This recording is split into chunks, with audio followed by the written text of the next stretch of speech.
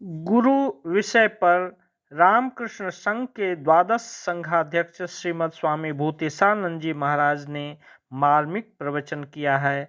प्रस्तुत है उसका दूसरा अंश।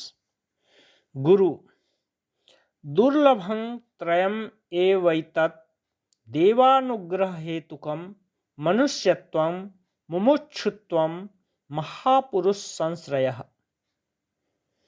संसार में ये तीन चीजें बहुत दुर्लभ हैं और दैव कृपा से ही इनकी प्राप्ति होती है। पहला है मनुष्य जन्म, दूसरा मुमुक्षा या मुक्ति की इच्छा, और तीसरा है महापुरुष संग, महापुरुषों का संग। प्रथमतः शास्त्रों के मतानुसार मनुष्य का जन्म दुर्लभ है। जंतूनां नर जन्म दुर्लभम, ये विवेक चूड़ामणि में है।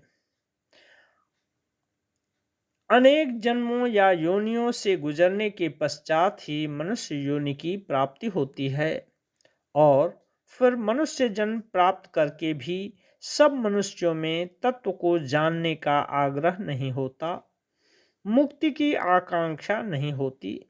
मुक्ति की आकांक्षा यदि रहे तो समझना चाहिए कि कुछ प्रगति हुई है। तत्पश्चात है महापुरुष संग। महापुरुष या उत्तम गुरु वे हैं जो मुक्ति का रास्ता बता सकें। महापुरुष संग का तात्पर्य उनके साथ रहना मात्र नहीं, बल्कि उनके भावों को धारण करने का प्रयत्न करना है। श्री रामकृष्ण लीला प्रसंग ग्रंथ में लिखा है, श्री रामकृष्ण जब दक्षिणेश्वर में थे तब दक्षिणेश्वर के आसपास के लोगों ने उनका कितना संग किया। इसके अलावा काली मंदिर के कर्मचारी भी तो सर्वदा उन्हें देखते थे, परंतु उनमें से किसी के भी जीवन में कोई परिवर्तन नहीं आया।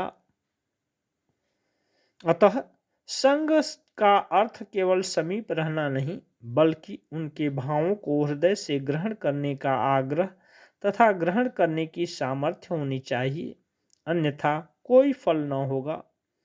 इसलिए व्यक्ति को साधन चतुष्टय संपन्न अर्थात श्रद्धा अर्थात आस्तिक बुद्धि से युक्त होना होगा।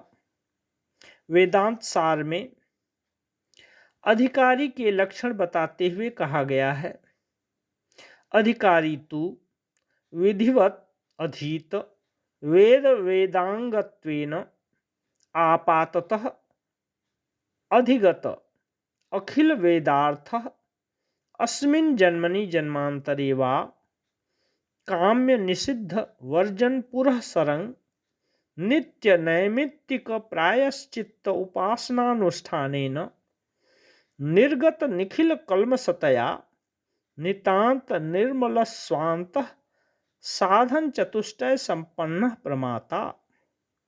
अर्थात जो यथाविधि वेद वेदांत का अध्ययन करता है, उसके सामान्य तात्पर्य से परिचित है, जन्म जन्मांतर से काम्य तथा शास्त्र निषिद्ध कर्मों का परित्याग और नित्य नैमित्तिक तथा प्रायश्चित कर्मों का अनुष्ठान करके निष्पाप तथा शुद्ध चित्त हो गया है, ऐसा साधन चतुष्टय संपन्न व्यक्ति ही शिष्य होने का सच्चा अधिकारी है। गुरु किसको ब्रह्म विद्या का उपदेश देते हैं? आचार्य शंकर बताते हैं, प्रशांत चित्ताय जितेंद्रियाय च प्रहीण दोषाय यथोक्त कारिणे गुणान्विताय अनुगताय सर्वदा प्रदेयम एतत् सततं मुमुक्षवे। जो प्रशांत चित्त वाला है, जितेंद्रिय है, काम क्रोधादि दोषों से मुक्त और एकांत प्रिय है, ऐसे मुमुक्षु व्यक्ति को ही गुरु ब्रह्म विद्या प्रदान करेंगे। प्रश्न उठता है कि गुरु कैसे हों, उनमें क्या गुण हों? प्रधान गुण यह है कि वे शास्त्रज्ञ एवं ब्रह्मनिष्ठ हों, उनका आचरण शास्त्र सम्मत हो, वे स्वार्थ बुद्धि से रहित होकर शिष्य के प्रति करुणार्द्र चित्त होकर उसे अज्ञान समुद्र से उद्धार का उपदेश देंगे। श्रोत्रिय तथा ब्रह्मनिष्ठ, इन दो गुणों के विषय में कहा गया है कि यदि शास्त्र ज्ञान नहीं है तो वे वास्तविक ज्ञान को नहीं समझ सकते, और यदि ब्रह्मनिष्ठ नहीं है तो संशय दूर नहीं होगा। व्यावहारिक जीवन के गुरु तथा आध्यात्मिक जीवन के गुरु में यही भेद है। व्यावहारिक जीवन में गुरु के चरित्र या जीवन पर विचार न करने से भी चलता है। व्यावहारिक जीवन में गुरु के चरित्र या जीवन पर विचार न करने से भी चलता है, यदि वे अपनी ज्ञात विद्या को समझा सकें तो वही पर्याप्त है। पर आध्यात्मिक जीवन में गुरु को श्रोत्रियो अवृजनो अकामहतो, यानी शास्त्रज्ञ, निष्पाप, काम गंध शून्य तथा स्वार्थ रहित होना होगा। ऐसे व्यक्ति ही सच्चे गुरु या सद्गुरु हो सकते हैं। पवित्रता ही आध्यात्मिक जीवन का प्रधान गुण है। जिसने साधना पथ पर चलने में सहायता प्राप्त जिनसे साधना पथ पर चलने में सहायता प्राप्त हो, उन्हें ही गुरु कहा जा सकता है। तो ब्रह्मज्ञ और साधारण गुरु क्या एक ही उद्देश्य की सिद्धि करते हैं? नहीं, ऐसा नहीं है। जो हृदय में रखकर सबको प्रेरणा दे रहे हैं, वे ही असली गुरु हैं। गुरुर् ब्रह्मा गुरुर्विष्णु गुरुर्देवो महेश्वरः गुरुरेव परं ब्रह्म तस्मै श्री गुरुवे नमः। यहाँ गुरु शब्द का अर्थ है ईश्वर ही गुरु हैं। जैसा कि श्री राम कृष्ण देव कहते थे, सच्चिदानंद ही गुरु के रूप में आते हैं। मनुष्य गुरु से यदि कोई शिक्षा लेता है तो उन्हें केवल एक मनुष्य मानने से कुछ भी उपलब्धि नहीं होगी। उन्हें साक्षात ईश्वर समझना होगा, तभी तो मंत्र पर विश्वास होगा। हम इष्ट के प्रति जैसी भक्ति रखते हैं, हमें गुरु के प्रति भी वैसी ही भक्ति रखनी होगी। उपनिषद में कहा है, यस्य देवे परा भक्तिर् यथा देवे तथा गुरु तस्यैते कथिता ह्यर्थाः प्रकाशन्ते महात्मनः।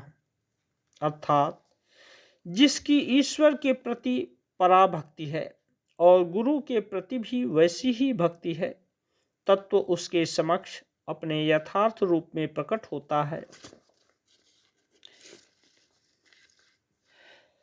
सामान्यतः हम अपने इष्ट देवता की ठीक धारणा नहीं कर पाते, इसीलिए बाह्य गुरु की सहायता से इष्ट की खोज में अग्रसर होते हैं। गुरु समझते हैं कि शिष्य को किस पथ पर परिचालित करना होगा तथा उसे किस लक्ष्य तक पहुंचाना होगा, इसलिए सहायक के रूप में गुरु की आवश्यकता होती है। ठाकुर के शिष्यगण कहते थे, एक बार गुरु चुन लेने के बाद उन्हें प्राणपण से अपना लेना चाहिए, उनके प्रति पूर्ण श्रद्धा विश्वास रखना चाहिए, नहीं तो मन स्थिर नहीं रहेगा, चंचल तथा संशयग्रस्त होगा। बंधन का अनुभव हुए बिना मुक्ति की आकांक्षा ही नहीं होती, अतः बंधन का अनुभव आवश्यक है। जगत में अधिकांश लोगों को इसका अनुभव नहीं होता। गीता में भगवान कहते हैं, मनुष्याणां सहस्रेषु कश्चित् यतति सिद्धये यततामपि सिद्धानां कश्चिन्मां वेत्ति तत्वतः। यानी हजारों में से कोई दो एक व्यक्ति ही मुक्ति के लिए प्रयत्न करते हैं, और ऐसे हजारों जिज्ञासुओं में से कोई एक ही उस परम तत्व को जान पाता है। आमतौर पर लोग सांसारिक सुख समृद्धि चाहते हैं। भगवान कहते हैं, अनित्यम असुखम लोकम, यानी यह जगत अनित्य तथा दुखमय है, तो भी इसका बोध हमें नहीं रहता। हम सोचते हैं कि हम बड़े मजे में हैं, अपने दुख के विषय में हम सजग नहीं हैं। ठाकुर कहते हैं, तालाब में धीवरों ने जाल फेंका है, उस जाल में फंसी हुई मछलियों को होश नहीं है कि वे जाल में फंस गई हैं। वे जाल समेत मुंह को मिट्टी में दबाए पड़ी रहती हैं और सोचती हैं हम बड़े मजे में हैं, परंतु वे जानती नहीं कि थोड़ी देर बाद ही मछुआरा उन्हें घसीट कर बाहर निकालेगा और तब उनके प्राण निकल जाएंगे। उनमें मुक्ति की इच्छा है ही नहीं। अतः मुक्ति की इच्छा न रहे तो गुरुकरण से भी कोई लाभ नहीं होता। इसीलिए बंधन का बोध हमें सर्वदा जागृत रखना होगा तथा शुश्रूषा यानी सेवा परायण होकर विनीत भाव से गुरु के पास जाना होगा। गीता में कहा गया है, तद विद्धि प्रणिपातेन परिप्रश्नेन सेवया उपदेक्षन्ति ते ज्ञानं ज्ञानिनस्तत्त्वदर्शिनः। तत्वदर्शी श्री गुरु के चरणों में प्रणाम करके प्रश्नों तथा उनकी सेवा के द्वारा वह ब्रह्म ज्ञान प्राप्त किया जा सकता है।